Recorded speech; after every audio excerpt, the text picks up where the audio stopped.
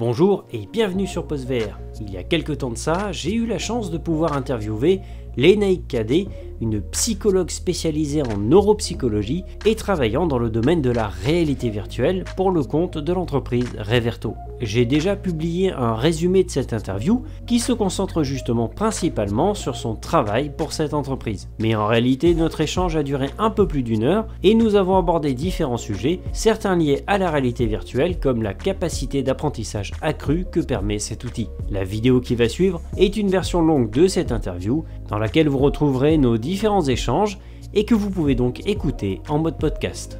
C'est la cata, ça va être compliqué. Prends ton temps, de toute façon je t'ai dit, il y a le montage derrière, il y a... voilà. Donc, très bien. Pas de soucis. Donc je m'appelle Lénaïque Cadet, donc je suis bien responsable R&D chez Reverto. Je suis issue d'un parcours psycho à la base, je suis psychologue spécialisée en neuropsychologie. Et c'est par mon parcours de professionnalisation du coup de psychologue que j'ai rencontré la réalité virtuelle et un ami notamment qui était responsable d'une salle de réalité virtuelle à Lyon et avec lequel on a énormément discuté des impacts de la réalité virtuelle sur la cognition, de ce qu'on pouvait faire grâce à la réalité virtuelle en termes d'études sur la cognition.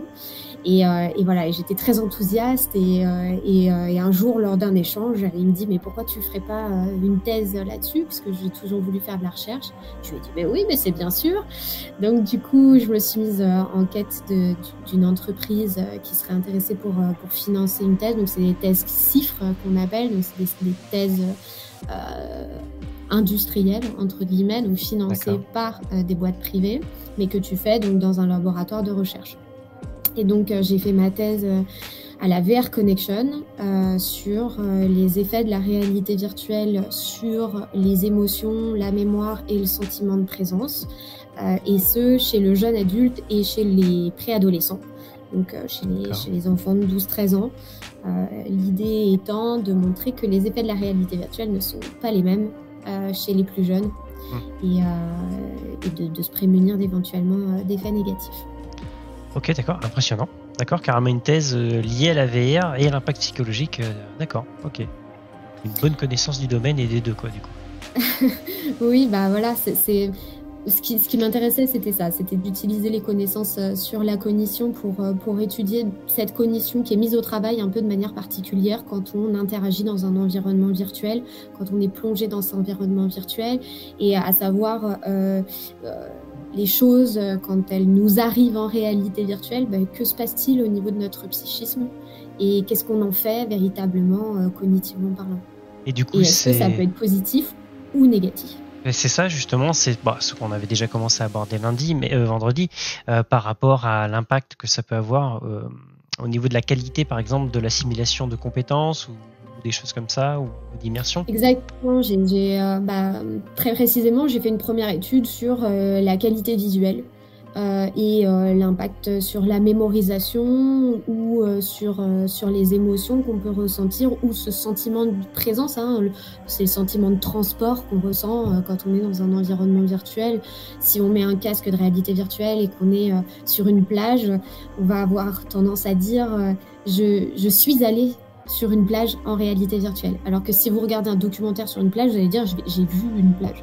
Donc même la façon d'en parler n'est pas la même et ça traduit quand même plutôt bien le sentiment qu'on va avoir, ce sentiment de présence-là. Et oui, la qualité visuelle, alors de manière surprenante, n'a pas d'impact, moi en tout cas dans ce que j'ai démontré, n'avait pas d'impact direct sur la mémorisation. Par contre, avait un impact sur l'effet des émotions sur la mémoire. C'est-à-dire qu'on retient mieux les aspects émotionnels de notre vie, c'est normal, c'est grâce à ça qu'on survit, en se souvenant de où est la source de nourriture, dans le frigo. Bon, à l'échelle du développement de l'humanité, ça avait plus d'importance quand il s'agissait de se souvenir que telle plante est dangereuse pour notre santé et que telle autre, elle est plutôt bonne. Et que si je m'approche de tel animal, j'ai des risques de mourir. Et que si je m'approche de tel endroit, c'est plutôt des sensations agréables parce que je vais manger. Donc voilà, c'est grâce à ça qu'on se souvient mieux de ce qui s'est passé le jour de notre anniversaire que mardi dernier à la cantine, quoi. D'accord. Et d'où la meilleure assimilation des compétences. Parce que oui, il y a plein d'études comme ça où ils rentrent pas dans le détail, mais ils expliquent par A plus B que l'assimilation des compétences, c'est meilleur en réalité virtuelle que sur des cours classiques. Et donc, c'est lié aux émotions, si je comprends bien. Enfin, c'est lié à l'environnement, la vidéo, etc. Exactement, c'est lié à différentes choses. Il y a l'émotion, en effet, qui va énormément nous aider à retenir une information et donc qui va énormément pouvoir nous aider en termes de simulation pour apprendre et pour après pouvoir s'en servir sur son milieu pro, dans le terme de la formation. Et il y a une deuxième chose, c'est que on est meilleur pour se souvenir d'une information qu'on a apprise dans le même contexte que dans laquelle on doit s'en servir plus tard. C'est-à-dire que si je vous apprends à compter ou à dire vos tables de multiplication assis sur une chaise en cours, ce sera plus facile de le rappeler dans cette condition-là que debout en haut d'un building avec 70 mètres de vide sous nous. Parce que on n'aura pas été dans cette condition-là au moment où on va devoir faire appel à cette connaissance, et donc ce sera plus difficile d'aller la rechercher. Donc voilà, quand on est plombier et qu'on apprend à réparer un évier, vaut mieux être sous un évier véritablement que assis à une chaise. C'est un peu il faut faire pour apprendre. Oui, la contextualisation est très importante à ce moment-là. Exactement, et c'est là où la réalité virtuelle vous permet d'apprendre des consignes de sécurité alors que vous êtes déjà dans l'usine, et pas de les apprendre chez vous confortablement installés. C'est pas forcément le moment où ça va être le plus intéressant. Pareil, suivre des consignes de sécurité en cas de séisme, on les a appris un jour, vaguement. Par contre, le moment où il y a le stress du séisme, le bruit, les gens, éventuellement des alarmes qui sonnent, etc., là, on se souvient pas nécessairement de ce qu'il faut faire. Alors que si on l'a appris en contexte, dans un contexte qui est déjà stressant et qui est celui dans lequel on va devoir rappeler l'information de qu'est-ce que je dois faire s'il y a un séisme, c'est beaucoup plus facile après pour notre cerveau de s'adapter. D'accord, très bien. Ouais, d'où l'intérêt de la VR, d'accord. Ouais, parce que moi j'étais resté sur ma vision de néophyte entre guillemets sur l'aspect immersion vidéo. Mais du coup là il y a le contexte, les émotions, etc. qui rentrent en ligne de compte. Donc c'est bien plus complexe que ce que je pensais au départ en tout cas. Oui, mais tout part de là, parce que pour le coup, c'est une première marche qui est essentielle et qui est très intéressante de relever, puisque, je le dis souvent, mais les humains, on est des êtres visuels, et la vue est très prégnante dans nos sens, donc du coup, on est là où on voit. En tout cas, au moins quand il se passe des choses dans notre environnement. Sinon, on a tendance à dire qu'on est dans la Lune. Et là, ça veut dire qu'on est plutôt dans ses pensées, là où on ne voit pas nécessairement. Mais si notre environnement est actif et intéressant, on est dans cet environnement, on est attiré par tout ce qui se produit autour de nous et on se sent présent là où on voit les choses. Et donc, c'est là où la réalité virtuelle, cette immersion, tu l'as très bien décrite. En effet, parce que je vois un environnement virtuel tout autour de moi, je m'y sens inclus. C'est encore mieux s'il se passe des trucs, c'est encore mieux s'il se passe des trucs émotionnels, c'est encore mieux si j'agis dans cet environnement. Alors maintenant, donc, on a parlé de toi, on a parlé de l'aspect psychologie, VR, etc., qui va nous servir pour tout à l'heure de toute façon. Reverto, du coup, maintenant. Quelle est cette entreprise? Qu'est-ce que vous faites exactement? Je te laisse en parler. Alors Reverto, on est spécialisé dans le fait de prévenir le risque humain grâce à la réalité virtuelle et notamment en faisant de la formation et de la sensibilisation sur les soft skills et le savoir-vivre ensemble globalement en entreprise. On est une dizaine aujourd'hui, on a développé 7 contenus. Donc qui sont adaptés à ce type de formation, mais pas seulement. On a fait aussi de la sensibilisation au cyberharcèlement pour les écoles. On fait aussi un travail qu'on a fait avec le ministère de la Justice sur un programme de prévention de la récidive pour les auteurs de violences conjugales. et une autre vidéo plus institutionnelle, donc faite avec l'IMT, donc une école d'ingénieurs, sur le consentement sexuel chez les étudiants. Ah oui, carrément, d'accord. Voilà, l'idée c'est de s'attaquer, c'est toujours, voilà, notre cœur de métier, c'est le sexisme, le harcèlement sexuel, le harcèlement moral, l'intégration de personnes handicapées en entreprise. L'idée, c'est de travailler sur ces sujets qui ne sont pas faciles à aborder et où on va pouvoir avoir un peu cette idée de se dire aujourd'hui, on a formation. Déjà, formation en entreprise, on n'est pas toujours heureux d'y aller. Et en plus, c'est sur le sexisme. Génial. Oui. Voilà, super passionnant. On va avoir quelqu'un qui va nous dire le sexisme, c'est mal. C'est ça. Bon.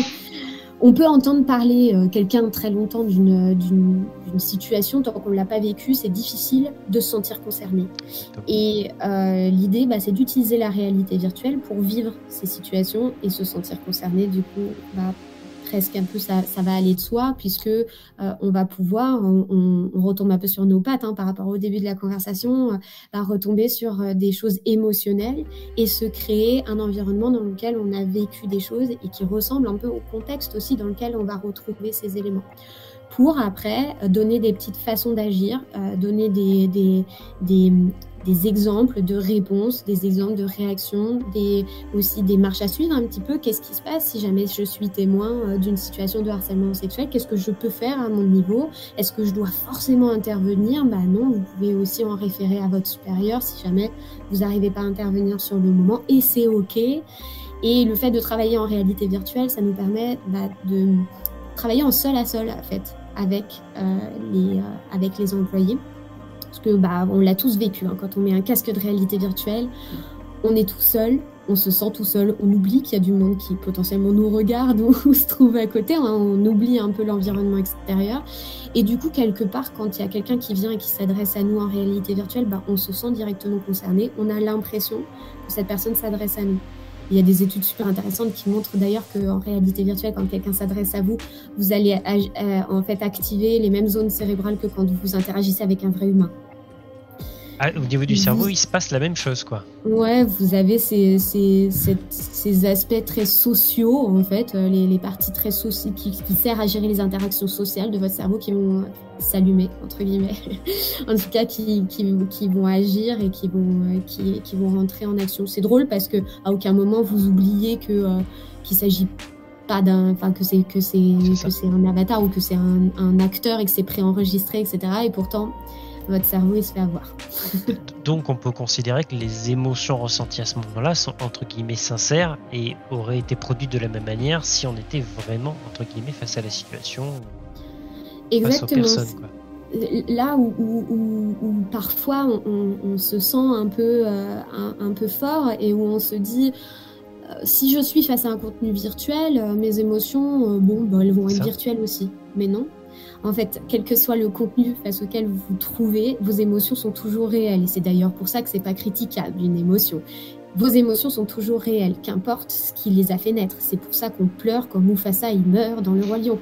Et pourtant, c'est un cartoon, et pourtant, on sait que ça n'a rien de réel. Mais alors, quand il lui dit « Allez, viens, papa, on rentre », on pleure tous. Voilà, c'est tout. Parce que l'émotion, elle est réelle et elle nous envahit.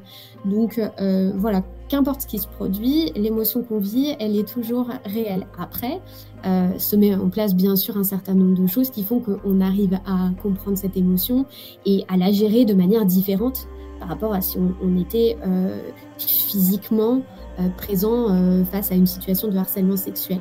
Mais c'est ce qui nous permet justement de travailler sur des moments qui peuvent être très compliqués à vivre pour une victime de harcèlement sexuel, pour une victime de sexisme, le ressentir de manière passagère, mais de manière réelle dans une expérience en réalité virtuelle, dans laquelle on est en sécurité et où on a la capacité après de remettre c'était du virtuel, ça m'est arrivé, ça m'a un peu secoué, mais c'était du virtuel. Maintenant, je suis capable de me servir de cette émotion que j'ai ressentie pour mieux comprendre ma collègue qui va me dire « Ouais, si tu pouvais éviter de me dire ma belle ou de me demander d'aller te faire un café, ce serait sympa. » on va mieux comprendre cette collègue-là qui nous demande d'agir un petit peu différemment. D'accord. Et du coup, dans toutes les simulations, entre guillemets, on est à la place de la victime, c'est ça, grosso modo.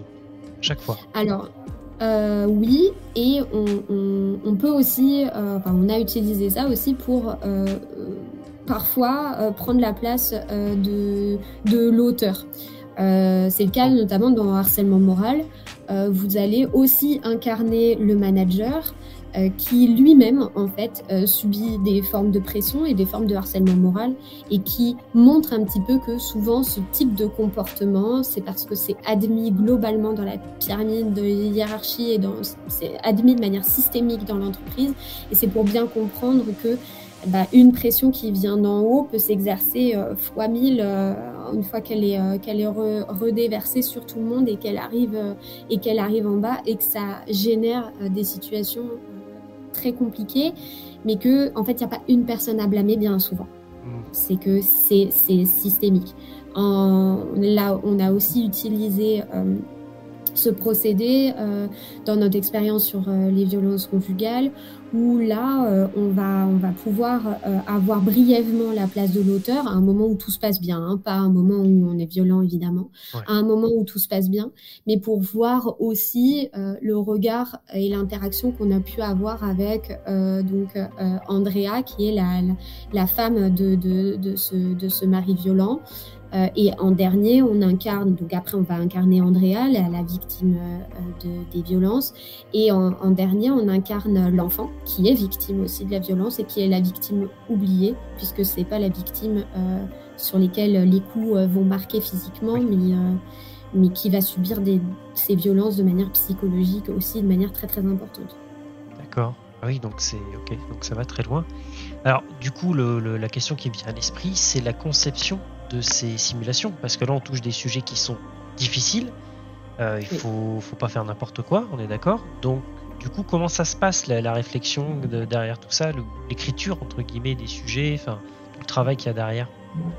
Alors déjà, on travaille pas seul. Nous, en interne, on a Guillaume Clerc, donc qui est le fondateur de Reverto, qui écrit certains scénarios, et on travaille aussi avec un scénariste qui est Pierre Delangagne, qui est professionnel du théâtre, et donc qui a l'habitude d'écrire des scénarios, puisqu'il faut que le scénario se tienne aussi d'un point de vue scénaristique. On travaille avec des cabinets de conseil spécialisés. Donc, par exemple, pour le sexisme, on va travailler avec un cabinet de conseil spécialisé. Pour le harcèlement sexuel aussi. Personnes avec lesquelles on va avoir beaucoup d'échanges. On va récupérer aussi des témoignages de victimes ou de témoins de ces situations, pour du harcèlement sexuel, pour du harcèlement moral, etc. On va vraiment avoir des interviews avec ces victimes, leur demander de décrire des situations, de manière à en fait retranscrire des situations réelles, en les anonymisant, en les rendant différentes aussi, de manière à ce que ce soit pas l'histoire directe de quelqu'un, mais en utilisant des histoires réelles, de manière à pas perdre cette finesse un peu psychologique de ce qui se produit dans ce genre d'événement, et de manière aussi à pouvoir répondre, parce que bien évidemment c'est souvent ce qu'on entend quand on retire le casque. Ah oui, mais non, mais ça existe pas. Oh oui, mais non, mais ça c'est un peu exagéré. Donc voilà, non, on n'utilise que des situations qu'on nous a rapportées, que des situations réelles, et qu'on essaye de reproduire de manière à la fois précise et en même temps avec l'objectif de ne pas choquer. Oui. Le but, c'est de ne pas choquer. Le but, c'est de poser des mots, de comprendre, de vivre l'expérience, mais qu'elle soit supportable, évidemment. Même quand on a travaillé sur violence conjugale, où l'objectif est quand même de montrer cette violence, hein, il faut la montrer. On y allait vraiment petit pas par petit pas, et là on a travaillé avec beaucoup de professionnels, on a travaillé avec les professionnels des services pénitentiaires d'insertion et de probation, qui ont l'habitude de travailler avec ce type violences conjugaux, justement. On a travaillé avec des psychiatres, des psychologues, des EduxP, et on a, voilà, il y a eu un gros travail. Ça a été très long, hein. C'est quelque chose qui s'est déroulé sur une année, donc et où on a fait un premier prototype et où on y allait mollo, en essayant de tout doser correctement de manière à ne pas choquer, puisque qui dit qu'on va dans l'extrême inverse, on peut aussi se heurter à je ne vois pas l'expérience jusqu'au bout, c'est trop dur, Oui. simplement. J'ai un rejet aussi, de dire, c'est un peu comme quand on regarde un film gore, en fait. Au bout d'un moment, bon, le sang pour le sang, Oui. c'est plus très impressionnant, alors que si on regarde une série qui, somme toute, n'est pas gore, il y a une scène un peu gore, on est un peu choqué, et donc vaut mieux mesurer les choses, faire très attention à ce qu'on montre en réalité virtuelle. Comme on l'a dit, hein, c'est pas parce que ça s'appelle réalité virtuelle que les émotions sont virtuelles. Donc on y va doucement avec ce avec quoi on travaille. On prévient aussi avant en disant attention, vous allez voir des scènes qui peuvent être difficiles. C'est le cas notamment pour le consentement sexuel, où avant on explique, hein, on dit voilà, vous allez voir des scènes qui peuvent être difficiles. Si jamais quelqu'un a déjà outrepassé votre consentement, vous n'êtes pas obligé de regarder le film. Vous pouvez passer directement à donc la deuxième partie de l'expérience. On travaille tout le temps comme ça, particulièrement, où on a d'abord un film dans lequel, en effet, comme tu disais tout à l'heure, on incarne une victime ou différents points de vue d'une même situation. Et après, on a un module interactif dans lequel on a un formateur qui s'adresse à nous, qui nous explique qu'est-ce qu'on peut faire dans ce type de situation, qu'est-ce qui s'est passé dans cette scène aussi, qui nous interroge avec des quiz interactifs, etc. Alors du coup, ça fait penser à une question que j'avais tout à l'heure. Ces modules, entre guillemets, sont complets ou est-ce qu'ils sont prévus derrière avec un débrief, avec une personne compétente ou comment ça se passe exactement l'après, entre guillemets, vidéo? Il y a différentes façons de le faire. Soit ça peut être un usage en autonomie. Vous avez un casque dans votre organisation et les personnes qui ont envie de venir s'informer viennent et utilisent le casque de manière autonome. Voilà, maintenant les casques, c'est assez simple, hein, de les utiliser. Il suffit de savoir à peu près les démarrer avec une fiche posée sur le bureau à côté. Normalement, on s'en sort très bien. Soit on peut avoir des interventions avec des cabinets de conseil spécialisés qui utilisent notre dispositif, soit en introduction, soit en milieu de formation, soit en fin de formation. Et ce dont on s'aperçoit, c'est que c'est un bon libérateur de la parole pour permettre un débrief après qui soit un peu plus riche.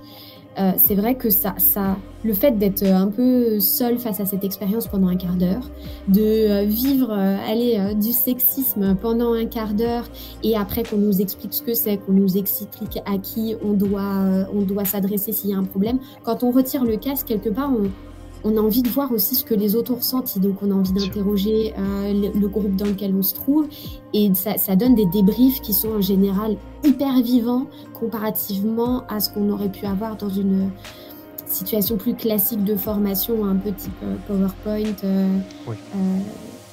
où on peut tomber sur des groupes super qui sont déjà très engagés, qui ont très envie d'interagir, etc. Mais là, on sent que on a envie d'échanger, et puis c'est la première fois où vous allez vous retrouver dans un groupe où vous avez 12 personnes qui auront vécu exactement la même situation que vous, et vous allez pouvoir vous rendre compte que chacun va décrire son vécu comme étant très différent.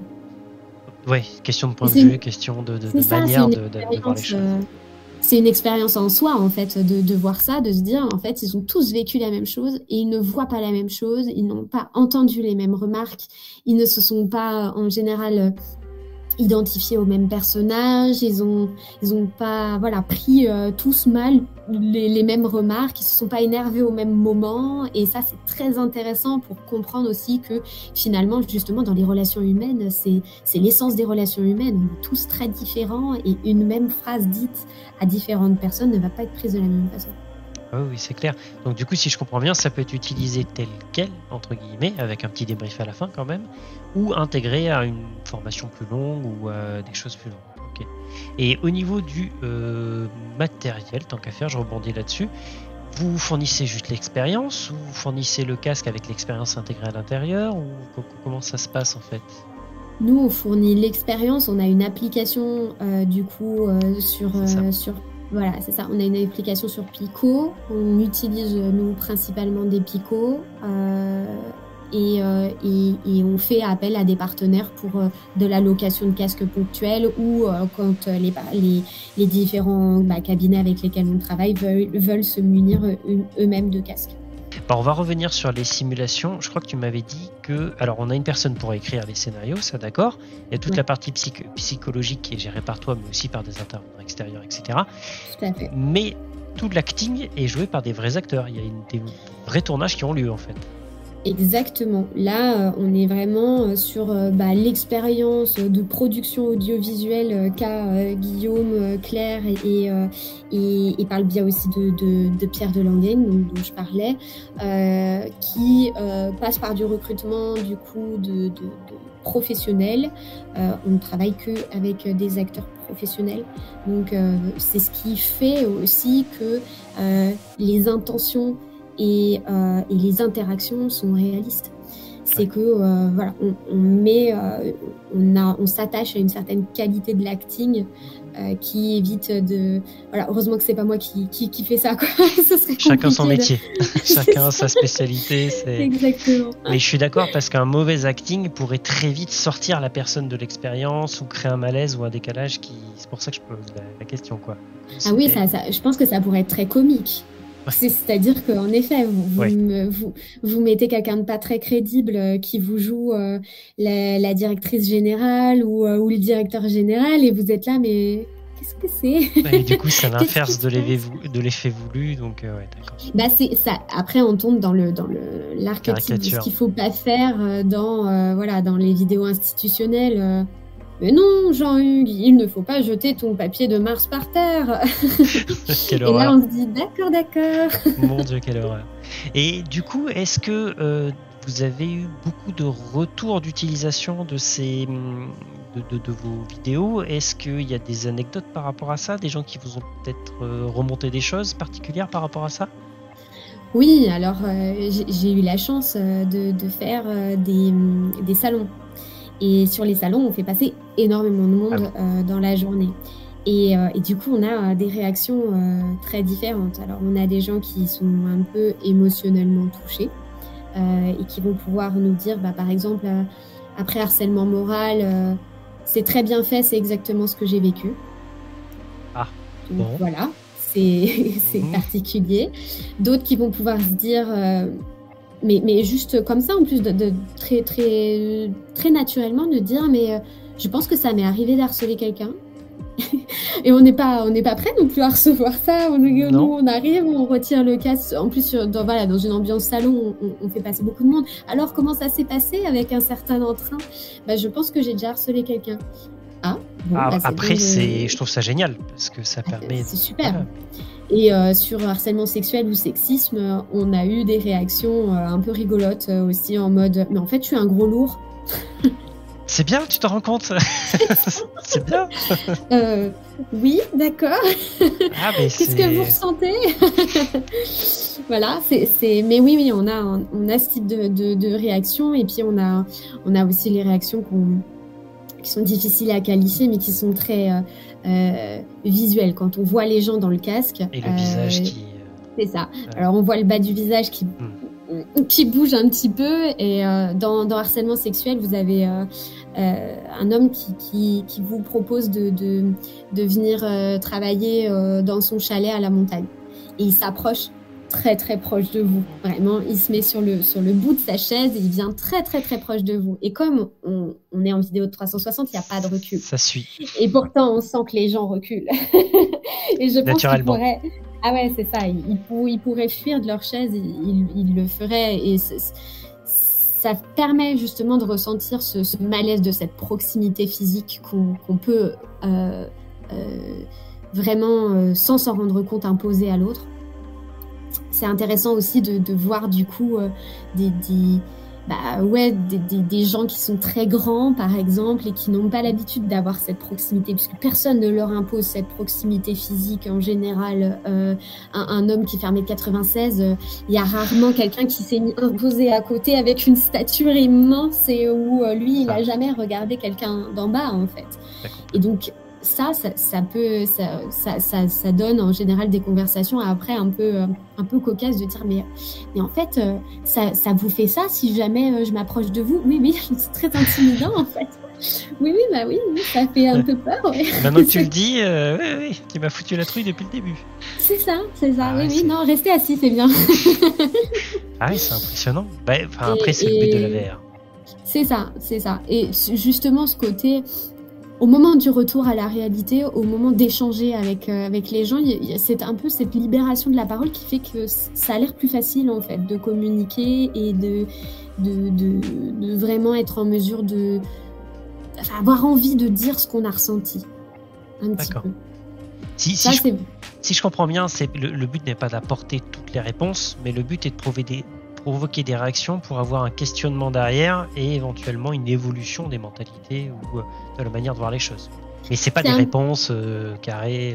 Non. Le but, du coup, j'aime bien prendre cette image, c'est de se dire le but c'est d'ouvrir la porte. Le but c'est pas de l'enfoncer. Donc, on n'est pas là pour choquer, on n'est pas là pour faire voler en éclats la porte et d'être dans la violence. On est là pour entrouvrir la porte et dire, bon, maintenant que cette porte est ouverte, en effet, faisons un débrief. En effet, discutons-en ensemble. En effet, regardez un petit peu mieux ce qui se passe autour de vous. Regardez un petit peu mieux les réactions quand vous dites certaines choses. Même si ça vous choque pas, ce qui est important peut-être, c'est de regarder si ça choque les autres. Donc, du coup, l'idée, c'est ça. C'est d'entrouvrir la porte, pas de l'enfoncer, pas de la claquer, pas de la faire voler en éclats, d'entrouvrir la porte et d'arriver en douceur et d'arriver, en fait, par le biais des émotions. Et de dire, voilà, l'émotion que vous avez ressentie, elle était désagréable, certes, c'est normal de la ressentir. Et voilà ce que peuvent ressentir des gens qui sont dans cette situation. C'est la raison pour laquelle, voilà, on fait ce type d'intervention. Créer un questionnement, créer de la place, en fait, dans cette porte entrouverte pour amener une discussion. Le pire, c'est de dire ça n'existe pas, de clore le débat et de ne pas permettre d'échanger à ce propos-là. Oui, quelle que soit la situation, hein, le harcèlement moral, le harcèlement sexuel, le pire, c'est de ne pas en parler. Alors du coup, on va s'attarder sur l'application que vous avez développée en partenariat avec le ministère de la Justice. Du coup, oui. C'est quoi l'histoire? C'est eux qui ont fait appel à des entreprises? C'est vous qui avez démarché? C'est un appel d'offres? Et puis du coup, comment ça s'est passé derrière et comment ça va être appliqué? Alors l'histoire est un peu cocasse. C'est Manon, notre directrice générale, qui était sur un salon et qui a rencontré une personne qui travaille au ministère et s'ennuyant sur le salon, elles sont allées faire un escape game. Ah ouais, d'accord, ok. Bon. Qui était sur le salon. Du coup, elles sont allées faire cet escape game ensemble et en échangeant, tu fais quoi? Moi je fais ça. Moi je fais ça. Mais ce serait trop bien qu'on fasse un truc ensemble. Mais faisons quelque chose ensemble. Voilà. Et cette personne-là travaillant sur les violences conjugales. Mais ce serait génial. On a été mis en relation avec le service innovation et le lab du ministère de la Justice qui est en charge des expérimentations entre parenthèses, c'est un peu entre guillemets, c'est un peu bizarre dit comme ça, mais en tout cas de mettre en place des projets innovants. Et on est passé donc par le biais de ce type de financement, projet innovant, puisque on est considéré comme jeune entreprise innovante. Et donc moi j'étais pas encore chez Riverto, j'étais en train de finaliser ma thèse à cette époque-là et on avait déjà échangé un peu avec Guillaume et il m'a appelé en me disant quand est-ce que tu finis ta thèse parce que en fait là il y a un super beau projet, il m'explique un petit peu Il me dit que c'est aussi qu'il y aurait aussi besoin en fait d'une recherche et de s'appuyer sur de la recherche et notamment sur des compétences en psycho et en psychologie cognitive que j'ai un petit peu. Et donc, du coup, je suis arrivée en janvier. J'ai soutenu ma thèse le 14 décembre et donc je suis arrivée le 4 janvier. Et oui, c'était rapide, mais du coup, je suis arrivée en janvier et j'ai pu prendre à peu près au début. On a vraiment, du coup, travaillé ensemble, vraiment main dans la main avec le personnel du ministère, donc avec le lab côté innovation, côté ministère, et avec différents services pénitentiaires d'insertion et de probation, donc c'est des SPIP, et donc avec 3 SPIP tests, le SPIP de Meaux, de Villepinte et de Lyon, avec lesquels du coup on a travaillé sur le scénario, les témoignages, les différents témoignages. On a été beaucoup aidé par le docteur Liliane Daligan, qui est psychiatre, pardon, j'ai ma langue à fourcher, donc qui est psychiatre spécialisée justement sur la prise en charge à la fois des femmes victimes de violences, mais aussi des hommes auteurs de ces violences. Et on a fait en sorte de montrer dans ce scénario en fait la spirale de la violence et la spirale de l'emprise en fait qu'ont les personnes violentes dans le couple. D'accord. Mais du coup, la simulation en elle-même se destine à qui en fait? C'est les auteurs de... Oui. C'est ça. Oui, exactement. La destination de ce film, ce sont les auteurs de violences conjugales, donc qui sont reconnus coupables. Je voudrais pas dire complètement de bêtises, c'est à vérifier, mais en tout cas qui font partie donc de ce qu'on appelle des programmes de prévention de la récidive dans les SPIP, donc en milieu ouvert ou fermé. Et ça peut être des personnes en attente de jugement, il me semble aussi, qui seraient volontaires du coup.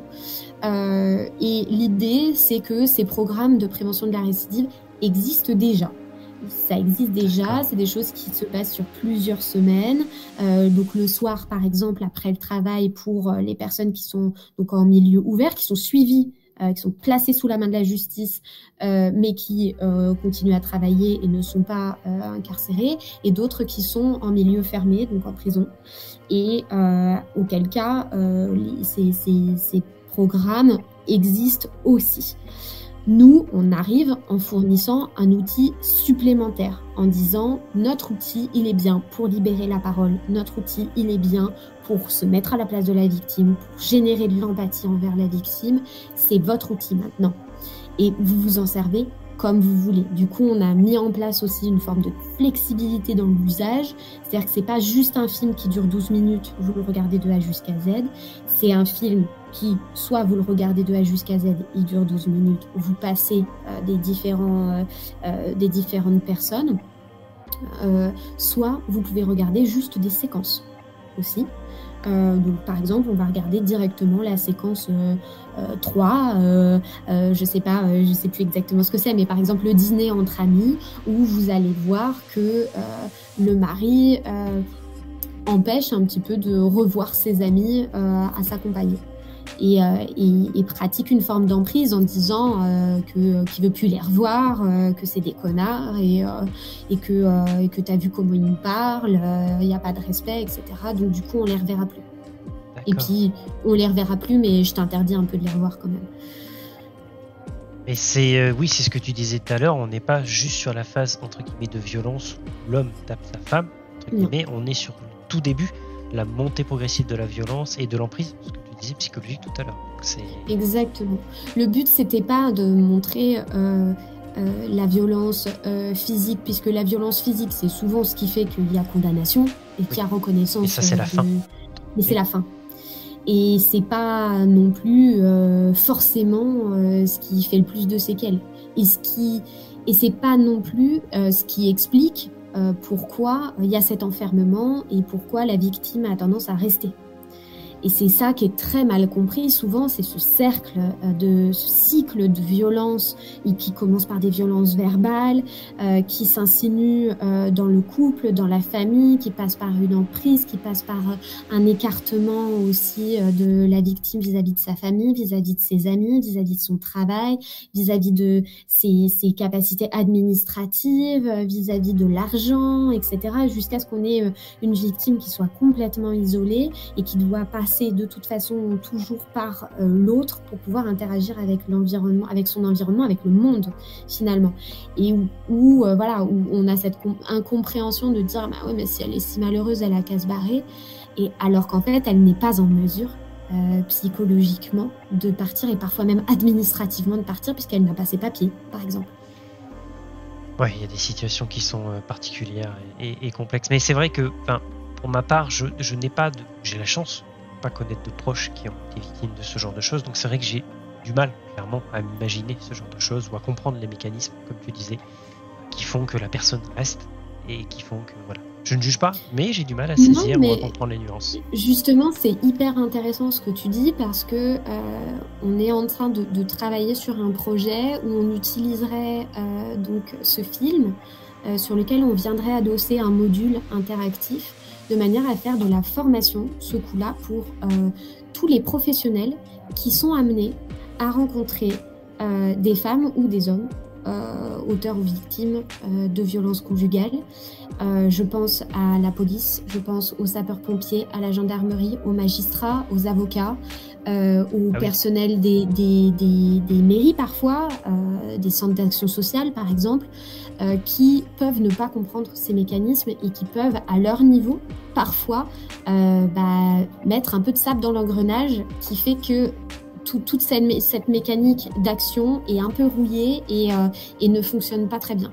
Du coup, voilà, en plus on a une demande, on a déjà pu en discuter un petit peu au Havre.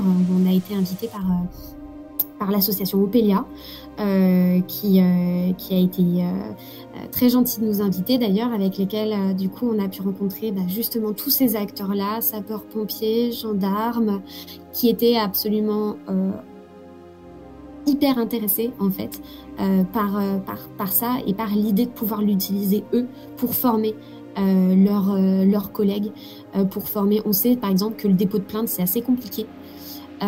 Pourquoi ? Parce que il y a plein de gens qui sont comme toi et qui ont beaucoup de chance et qui n'ont jamais du coup rencontré ces situations et qui du coup ont du mal à se figurer de qu'est-ce qui la retient du coup, pourquoi elle part pas. Et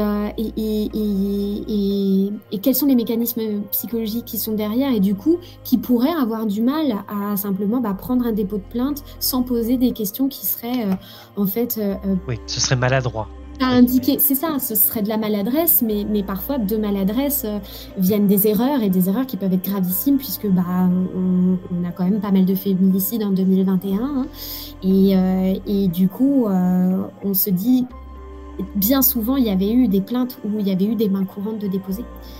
Et peut-être que voilà, la situation est toujours difficile à évaluer, la situation est toujours compliquée à comprendre, mais peut-être que plus de formation permettrait une meilleure prévention, permettrait un meilleur guidage de ces personnes-là et ne pas laisser des professionnels désarmés non plus.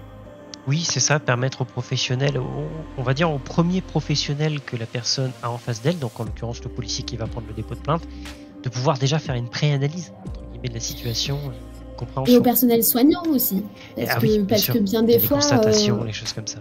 Exactement, ou parfois on ne voit pas la violence physique, mais on identifie de la violence verbale ou on identifie de la violence psychologique.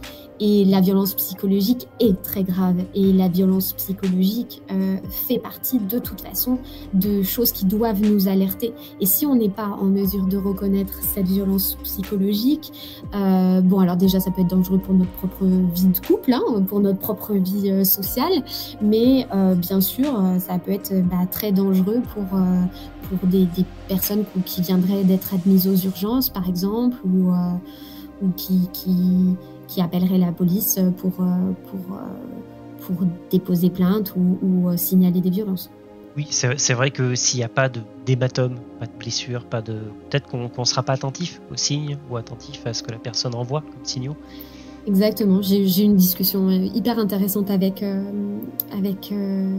gendarme, justement, responsable des affaires familiales, donc avec une appétence particulière pour ça, mais qui m'a dit il y a 6 mois, en fait, je n'accordais que très peu d'importance à la violence psychologique. Ou en tout cas, je ne la comprenais pas comme ça. Et je ne me rendais pas compte à ce point-là. Et il m'expliquait en fait que la déformation professionnelle, c'est de chercher la violence physique, parce que c'est la violence physique qui va donner lieu à une poursuite au niveau de la justice, etc. Mais la violence psychologique est à prendre en compte de toute façon et est gravissime et explique l'emprise et nécessiterait même, si je reprends des bouts de conversation que j'ai eu aussi avec les magistrats, avec les avocats, en fait nécessiterait aussi qu'il y ait qu'on en fasse état lors d'un jugement. On en fait état de plus en plus, quand même. La psychose rentre dans les tribunaux. Mais c'est dur à analyser, à quantifier, alors que des blessures, des coups et des constatations médicales, c'est plus parlant. Non, c'est vrai que ce serait génial qu'ils puissent être formés à avoir une espèce de lecture sans que la personne dise clairement les choses, quoi. Complètement, ou à poser des questions peut-être autres, en fait. Parce que c'est un peu... oui, mais elle a la possibilité de partir. C'est comme si vous donnez que de la nourriture solide à quelqu'un qui n'a pas de dents et que vous vous demandez pourquoi il a faim. Là, au moins, c'est un exemple concret. Voilà, il n'a pas de dents, donc arrêtez de lui filer du pain avec une croûte qui fait 2 cm d'épaisseur. Il ne pourra pas la manger. Donc, à la limite, il va pouvoir s'en approcher, il va dire « Oui, ça me donne envie, oui, mais j'ai pas de dents. » Donc, à moins de lui redonner des dents, ça va être très compliqué. Donc, peut-être qu'il faut aussi adapter les procédures et parfois, apporter les choses dont la victime est en mesure de se saisir. Et à l'heure actuelle, je pense que ça va passer en effet par une grosse phase d'introspection de tous ces professionnels-là. Et c'est super parce que ils en ont envie en plus et ils en témoignent d'une super volonté d'améliorer le travail aussi pluridisciplinaire face à ces thématiques. C'était hyper intéressant de pouvoir échanger avec ces différents professionnels parce que tous témoignaient de ce besoin et tous ont trouvé que le film était très marquant et ont trouvé que le film était à la fois efficace et justement pas trop dans la violence. Il y a une avocate qui est restée longuement discuter avec moi et qui m'a dit mais pourtant je suis habituée moi à entendre des choses horribles, à entendre parce que avocate aux affaires familiales c'est pareil, elle en a vu et elle m'a dit c'est quand même pas très facile à voir jusqu'au bout parce que cette violence psychologique, parce que cette emprise est présente. Et que, en fait, au début du film, pour donner un peu plus d'éléments, au début du film, tout se passe très bien. Et on a un couple qui s'aime très fort. Et on a un couple qui se dit des choses gentilles et qui est très heureux et qui va accueillir un bébé et où tout va bien. Et quelque part, c'est grâce et à cause de cette lune de miel-là où tout se passe très bien, où on a un couple très amoureux, et qu'on a 2 individus qui souffrent et souvent l'un qui se fait taper dessus, qui restent ensemble. Parce qu'il y a cette lune de miel. Alors à un petit niveau, on a tous fait l'erreur de rester un peu trop longtemps avec quelqu'un en couple parce que au début c'était super et qu'on s'est dit on a l'espoir que ça revienne et c'est pour ça qu'on supporte des moments difficiles parfois au sein d'un couple. C'est la même chose mais à une échelle complètement démesurée où on va même jusqu'à la violence physique et où psychologiquement ce qui se passe c'est de se dire oui mais il va changer. Non mais voilà. Il va changer, il s'en rend compte. Et le pire, c'est que on n'a pas Hannibal Lecter en face. Non, c'est Monsieur Tout le Monde. On a Monsieur Tout le Monde. Ça peut être votre banquier, ça peut être votre boulanger, ça touche toutes les couches de la population et ça touche des gens en général où, je ne sais pas si vous avez remarqué, mais à chaque fois qu'il y a un féminicide, après on entend « Oh, mais c'était monsieur tout le monde et il était tellement gentil avec ses voisins ». Ouais, sauf que comme tu disais, des fois il y avait déjà eu un dépôt de plainte, il y avait déjà des signaux entre guillemets, et on se rend compte qu'on aurait peut-être pu empêcher ça, quoi. Exactement. Et parfois, nous, en tant que témoins aussi, quand on est les voisins et qu'on entend les choses, en fait, on n'agit pas parce qu'on se dit que c'est pas notre place, parce qu'on se dit qu'on va pas mettre notre nez dans les histoires des autres, etc. Et finalement... Parce que c'est assez... Et alors du coup, est-ce que ça a déjà été utilisé? Ou est-ce que pour l'instant c'est en cours de déploiement? Ou comment ça se passe? Alors, c'est en train d'être utilisé, en effet. Alors, je me permets de rappeler que, voilà, Reverto, on n'est pas parti tout seul, vraiment, et on fait pas ça tout seul, et on a eu la chance d'être très bien encadré avec des professionnels de super envergure qui nous ont guidés, qui nous ont appris beaucoup, et voilà, c'est vraiment la rencontre de la brique connaissance de la réalité virtuelle et des impacts que ça peut avoir sur les émotions avec la brique des professionnels qui travaillent dans ce milieu-là, qui travaillent dans le milieu de la prévention de la récidive, et voilà, et qui créent un outil ensemble de manière à vraiment le rendre le plus efficace possible. Ça déjà, on n'est pas parti tout seul. Après, c'est sûr, ce sujet est passionnant de société, d'actualité et doit tous nous concerner, même quand on n'est ni auteur ni victime.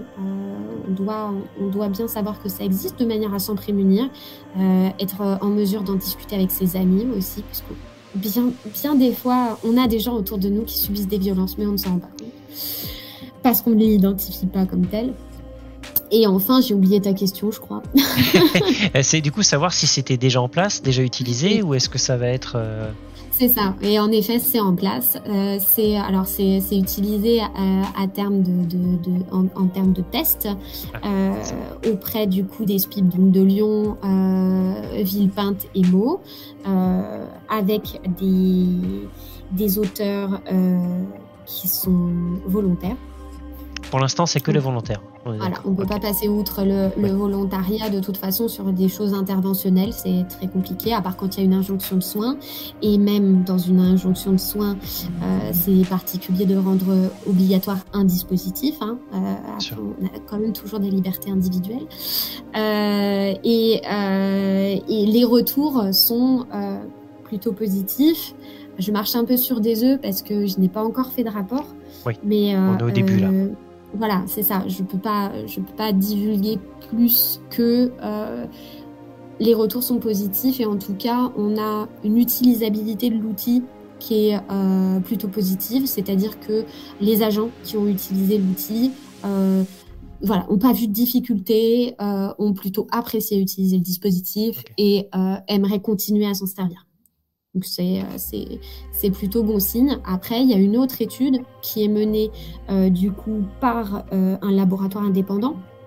Et c'est un consortium de laboratoires d'ailleurs, dont le laboratoire central est à Rennes, qui va faire une étude d'impact vraiment sur les comportements et la cognition des auteurs. Et donc, eux vont vraiment étudier l'empathie envers la victime, vont vraiment étudier les émotions ressenties pendant le visionnage et eux vont faire ensuite une publication à ce propos. Et donc, c'est indépendant de nous puisque on ne peut pas être jugé partie de notre propre travail, c'est compliqué.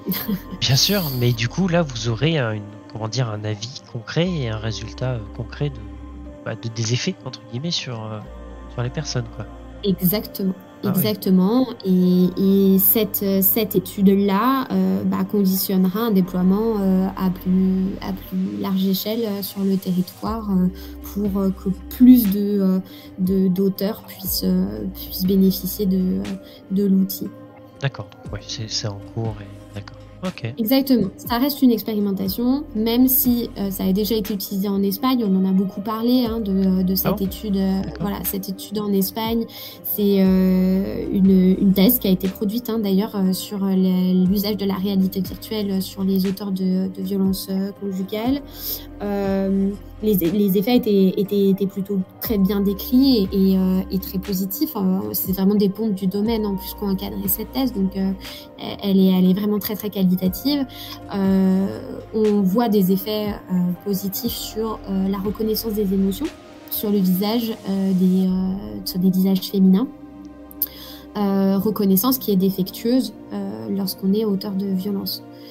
On a tendance en fait à avoir une empathie abaissée envers la victime qui engendre du coup une non-reconnaissance de l'émotion sur le visage. Donc, par exemple, on ne reconnaît pas la peur sur le visage de sa femme. Ce qui explique qu'il puisse aller aussi loin du coup. Évidemment. C'est un certain nombre de biais qui se mettent en place et d'actions cognitives défectueuses qui permettent d'avoir ce genre d'action. D'accord, ouais, ça permet de mieux comprendre, parce que c'est vrai que, comme tu disais, déjà, il y a ce truc de se dire pourquoi elle le quitte pas, mais il y a aussi ce truc de se dire mais comment ce mec a pu lui faire ça? À quel moment il s'est pas dit mon Dieu, je vais trop loin, j'arrête, ou je me casse, ou je vais me calmer dehors, ou enfin. C'est ça. Et du coup, ça explique beaucoup de choses.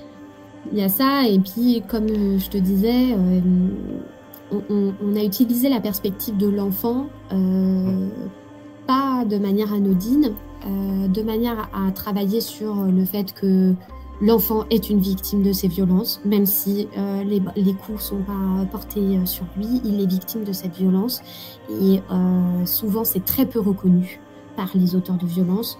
Il y a une phrase qu'Éric Dupond-Moretti a dite à la suite d'avoir essayé justement notre dispositif qui m'a marqué. Il a dit souvent les auteurs de violences disent je suis un mauvais mari mais je suis un bon père.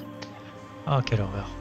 Pardon mais ok. Mais cette phrase est très marquante puisque elle montre bien que il y a une non-acceptation que être un enfant qui vit dans un ménage dans lequel il y a des violences est violent de toute façon et est difficile à vivre psychologiquement.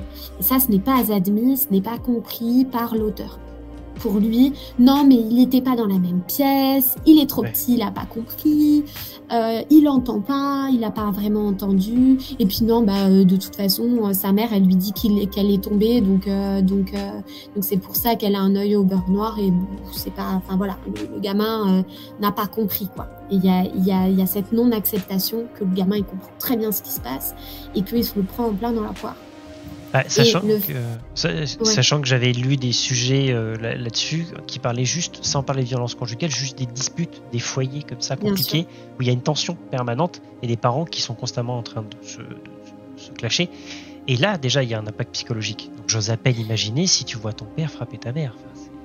Mais la violence, c'est pas, en effet, c'est pas que la violence physique, la violence verbale, le fait de s'insulter, le fait de montrer sans arrêt des désaccords, le fait de même parfois s'ignorer, se bouder, vraiment. Il y a une tension dans l'air, il y a. C'est de toute façon pas des environnements sains. Après, on est humain, donc on fait un peu comme on peut parfois. Sure, oui. Mais de toute façon, ce ne sont pas des environnements sains pour les enfants. Et le fait d'incarner cet enfant permet aussi de poser la question qu'avez-vous vu, vous, quand vous étiez enfant? Est-ce que c'est des choses que vous avez vues? Est-ce que c'est des choses que vous avez vues entre vos parents? Oui, non. Ou entre un oncle, une tante? Oui, non. Et est-ce que vous êtes dans une forme de reproduction de ce qui s'est passé quand vous étiez enfant? Ou est-ce que vous êtes dans une forme de non-gestion d'une colère actuelle? Est-ce que vous avez eu des manques éducatifs, etc. Et ça, le fait de reprendre aussi de la hauteur sur sa propre vie, de se rendre compte du modèle qu'on a eu et qu'on est bien souvent en train de perpétrer, ça permet parfois des prises de conscience. De dire, oui, c'est vrai, j'ai vécu ça étant enfant et je trouvais ça horrible. Et oui, je comprenais très bien ce qui se passait. Et ouais, j'en voulais vachement à ma mère de ne pas partir. Et pourquoi moi je refais pareil? Mais du coup, ça permettrait aussi d'aider pour un diagnostic aussi global de la personne, au-delà de l'aspect prévention, etc. Mais oui, on en discutait avec les psychologues qui nous ont aidés à concevoir le dispositif, de dire justement, ces programmes de prévention de la récidive, c'est des programmes qui se font ou en groupe ou individuels et qui ont une durée limitée. Ça va être 8 semaines, 10 semaines par exemple. Donc 8-10 séances. Et au bout de ces 8-10 séances-là, l'objectif, c'est un peu de transformer l'essai et de faire que la personne a envie de poursuivre son travail auprès de psychologues, auprès de psychiatres. Et s'il y a un certain nombre de choses qui ont déjà été abordées et sur lesquelles on a déjà identifié des soucis, le travail, il est déjà prémâché en fait. Et quand on arrive et que on sait un peu ce dont on veut parler avec son psychologue, c'est ce que je vous disais, la porte, elle est déjà entrouverte. Donc, quelque part, c'est beaucoup plus facile de rentrer dans une réunion quand la porte est déjà entrouverte. Oui. On regarde un peu, on essaye de... on voit notre collègue, on lui fait un petit sourire, elle nous fait un sourire, elle nous dit viens, et c'est bon, c'est plus facile.